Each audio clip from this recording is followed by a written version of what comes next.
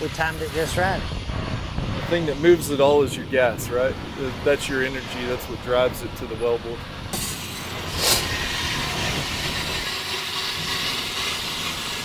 It's always good to have the water behind the oil. So if salty. it's the other way, it don't come out very good. He can show you how it'll separate. So here's your water. Run over the bottom.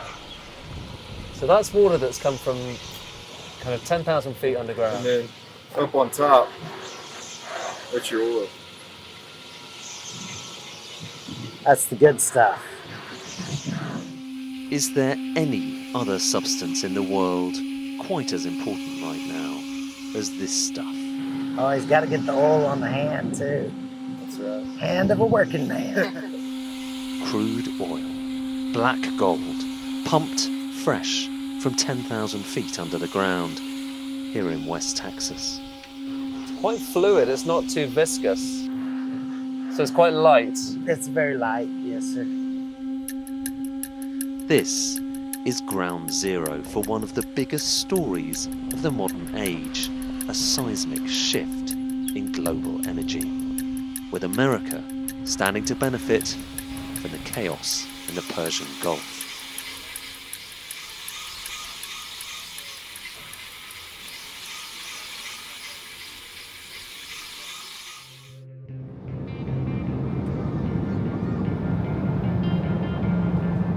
Midland, Texas, the capital of the Permian Basin. If there is an epicenter of the shale revolution, well, this is it. Today, the Permian Basin, an 80,000 mile square area of oil-rich shale underlying Texas and New Mexico, produces more crude than nearly every other country in the world. It is a 21st century oil boom, making new billionaires every year. Do you think it's here? Today, hundreds of operators, drillers, contractors and landmen work this patch. You must be Judson. I'm Ed Conway. How are you? Thank you for having us. This is exciting. Yeah. Thank you. How are you, ma'am? Judson Bennett runs Cheval Oil and Gas. Born in neighbouring Odessa, he spent his life on these lands, rodeo, ranching, and eventually oil. I made my living ranching. That's where it all began, was ranching. That's where my passion came from, and just wanting to be a cowboy. That's me roping. I was in Lovington, New Mexico at a jackpot steer roping. And this horse was an amazing animal because you could do multiple events on him. And so I just... What was he called? His name was Popeye. He was little but strong. Was he? So, yeah, Popeye was his name. Do you miss her? Every day, man. I love to rope. I love to rope. Judson's taking me to a new acquisition, a well in the scrubland just outside of Midland. Once upon a time, this was a poor, mostly agricultural region. Today, nearly every old farm has an oil plant. I've got like 6 wells right over in here. Like that's one of my wells over there. This well right in front of us is one of my wells. We just got through working on this well. Okay.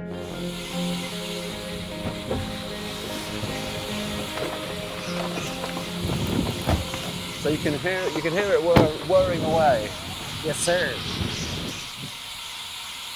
And what this is doing is just literally pumping up oil kind of slowly but surely. And that's what this pump jack is doing. It's just going down and allowing the rod to do the work to pull the pump up, opens it up, lets the fluid come into the pump and start filling the tubing so the tubing can start allowing the oil to migrate to the surface. And it's just oil, is it, at this stage? Or is it oil and gas as well? There'll be a little gas in here, but mainly oil. Yes, sir. This well is just vertical, and it's roughly 9,800 feet. 9,800 feet. So yes, sir. That's a lot. Yeah, So almost is that 2 kind of miles. 2 miles down? Almost, yes, sir. We really thought we were cutting a fat hog 20 years ago when you could go 10,000 feet. or even 5,000 feet. Like a mile was, you were, oh my gosh, did you hear? They went a mile, and now it's like, oh, so-and-so's going 5 today, you know. Really? So it's just, that's another thing, that technology has just kept this basin alive. Not only fracking, but just in general. Fracking is a unique technology involving long drills running deep underground, horizontally fracturing shale bedrock with sand and water, creating cracks to agitate and release natural gas and crude oil. It has helped America to an energy renaissance and transformed this landscape. There are around 1 million of these oil wells operational across America today.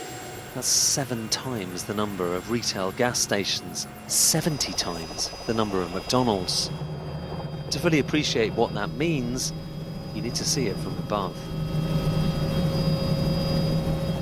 Surveying oil infrastructure is part of what Dan's company does. Well, that and herding cattle. You can smell the oil from those containers From those holding tanks, yes, sir. And when we fly over some of these pump jacks and stuff like that, you'll be able to smell it.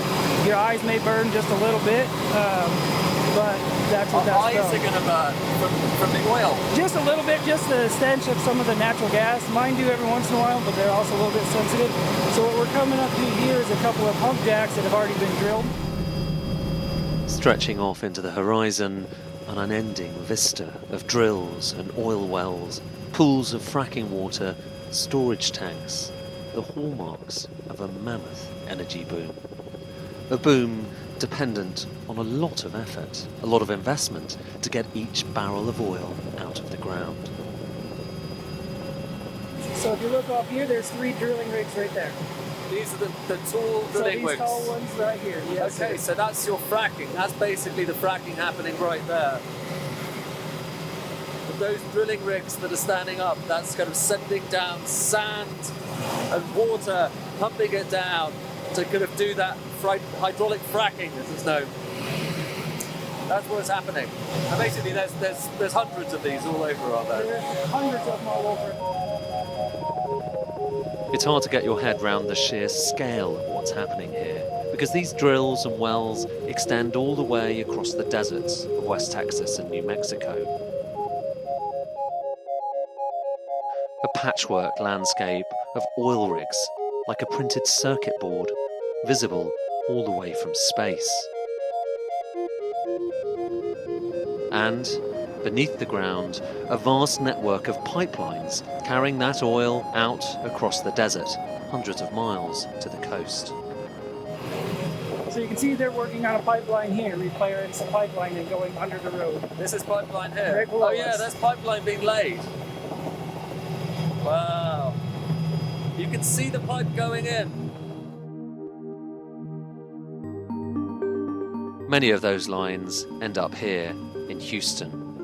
They call this place the energy capital of the world. It is a major hub for oil, gas and petrochemicals. 10 large oil refineries, more than double the total in all of Britain, a port and a deep water shipping channel that makes this one of the key gateways for all that American oil. So this has just been widened? Yes. And kind of the depth, has it been increased as well? Correct. To get bigger tankers in? To get bigger tankers in. David Brazil has spent more than 20 years monitoring the numbers on America's energy industry. He's giving me a tour of the area, but one question looms large. How much more oil can America supply to the rest of the world? Is this whole export operation kind of running as hot as it could? No, it is not. Oh really? No. There's more that could be pumped. We could still pump and export more. Exports have jumped to a record high of 6 million barrels a day in April, partly due to emergency stockpile releases. But there is still room for more. We estimate that on the Gulf Coast we have roughly 7 million barrels a day of export capacity. So people in Europe wondering to themselves, okay, we've got this big shortage of oil and petroleum products. Where is it going to come from? This place could be a big part of that answer. This place could be a very big part for Europe specifically, actually. That explains why, Out on the high seas, we are witnessing a striking phenomenon: an armada of empty crude oil tankers turning west in record numbers. Some are heading for this place, Texas City, just south of Houston. Out on the seas beyond this headland are scores of tankers waiting to make their way up the channel to fill up with oil, gas, and refined products. This is the surface manifestation of an economic crisis, the desperate response to an energy shock unlike anything we've seen before. So what you're seeing is tankers that would previously have been going to the Middle East, to the Gulf, they're now coming here to the US, because basically this is the most reliable place to get your crude oil, to get your kerosene, to get your diesel and all of those other energy products that we're not able to get from the Gulf anymore. And that's why there is this kind of armada of ships coming in and going out here at Houston, but also down the coast of Corpus Christi and Louisiana as well. It's a complete change, a shift in the global energy market. But extracting enough oil to help fill those tankers isn't as simple as you might think. One challenge is that whenever you get oil out of the ground, you also get gas. And strange as this will sound, in this case, that's actually a problem. They're currently producing, somewhere in the neighborhood of 22.5 BCF a day of dry natural gas, which is more than there is capacity to get out of the Permian. A lot of people will be killing themselves for, to have that much natural gas. That's exactly right. And they are paying people to take it away. Last week, the price got to... They're paying people to take it from them. Negative $9 per MMBTU. That is crazy. It was wild. Wow. And so it's actually a cap on how much you want to produce crude, because you can't do anything with the gas that's going to come out whether you like it or not. So that's limiting their ability or willingness to pump the crude out of the ground. Precisely. Is there's too much gas and they don't have anywhere for that gas to go. Yep. So it just gets wasted. For me, from the UK, that's so frustrating because that presumably means we're not getting as much oil and gas as we could from America because the pipeline's not quite there yet. Not quite there yet. It is almost maddening. Right now, Europe and Asia have too little gas. America has too much gas. And the pipelines that could solve that problem haven't been finished yet. The problem is there's right now not a lot of certainty that the current high price environment is going to persist. So it's so what, because they think that maybe this will end and maybe, the Strait of Hormuz will be open again and that everything kind of goes back to normal. Everything goes back to normal. Mm.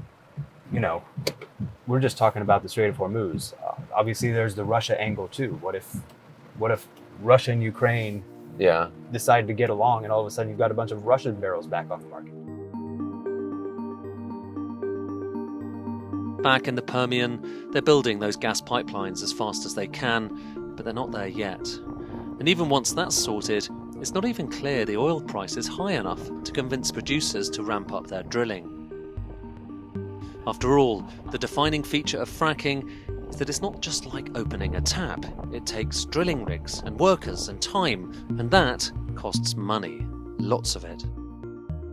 And what's your message, for people watching it, particularly in Europe and Asia, who I guess are kind of even more dependent than usual on what you're doing here? So I just say, bear with us. We're going as fast as we can, boys. We're drilling and completing these wells as quick as possible. And, can you go faster? We could, but that's where CapEx comes in. So if somebody wants to put up a bunch of money, we can drill as fast as you want. A lot of people are really nervous about the commodity price. So only a couple of months ago, it was kind of the oil price was basically below your break even, and now it's well above. And so it's not a given when people are making these long-term investment decisions, right? No, it's not a given. After the oil shocks of the 1970s, America began to obsess about energy independence. But only in the last couple of decades has it achieved it. thanks to the extraordinary story of fracking in the Permian Basin. This crude is how old? Millions of years old. It takes hundreds of millions of years to really start producing. Now, in the face of another historic energy shock, it is to this place that all eyes have turned. It is to America that tankers are now heading. But those expecting the world's biggest oil producer to save them with a massive spurt of crude might be in for an unpleasant surprise.